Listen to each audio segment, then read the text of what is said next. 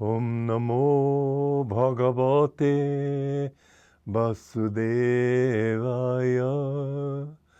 Om Namo Bhagavate Vasudevaya. Om, I bow to the Lord Vasudeva. Joy to you, friends.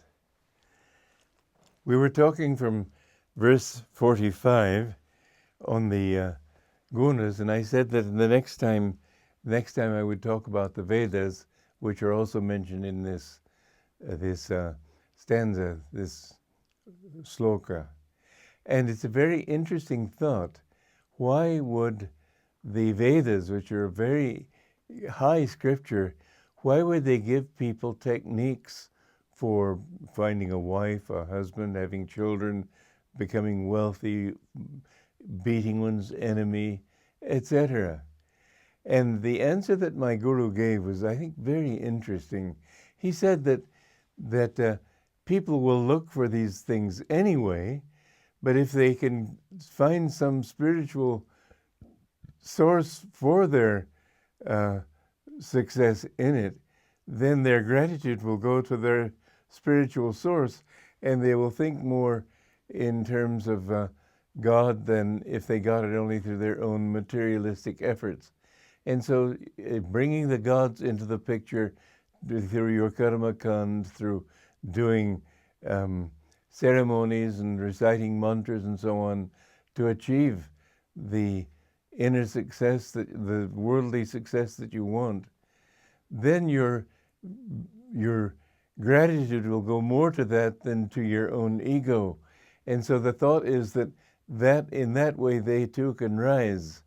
But the Vedic system became corrupted as the yugas, the cycles of time, became more and more depressed. They're ordinary people in every age.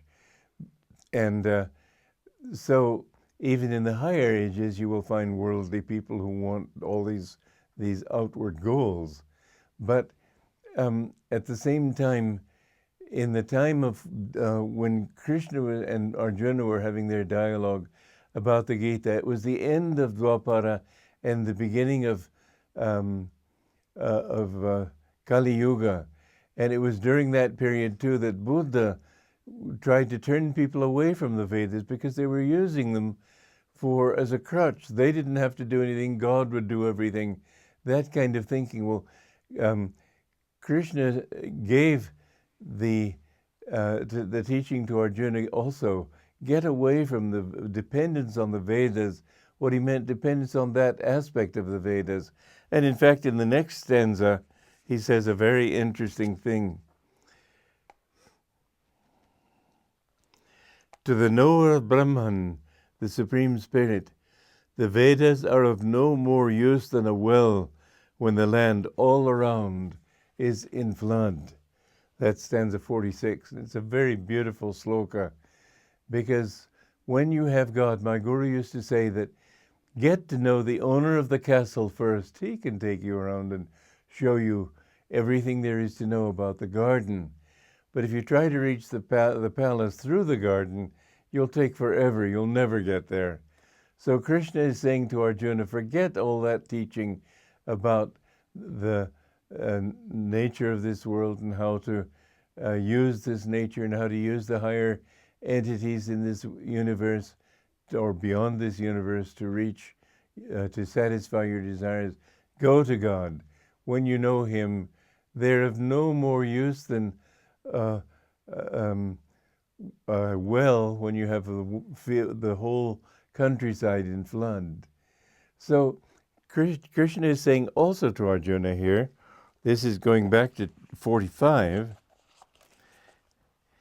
he's saying the way to this achievement is to remain ever calm in the self, free from any thought of either acceptance or possession. The teaching of Patanjali is non-acceptance as one of the control, non-violence, non-acceptance, non-avarice, etc. Non-acceptance, many people have taken to mean that you shouldn't accept gifts. This is a very superficial interpretation of it. You can, in fact, accept gifts. You might offend people if you didn't. The point is, don't accept anything as yours. That's the real meaning of non-acceptance. Don't even accept that this body is yours. Don't accept that this mind is yours. Don't accept that this ego is yours. Take it all as something else. It's not you. Only when you can rise above this attachment identity with the body can you say that, can you remember your past incarnations? Can you remember who you were and what you did? There comes the point when you find God, the first experience of God, suddenly you remember all those lives.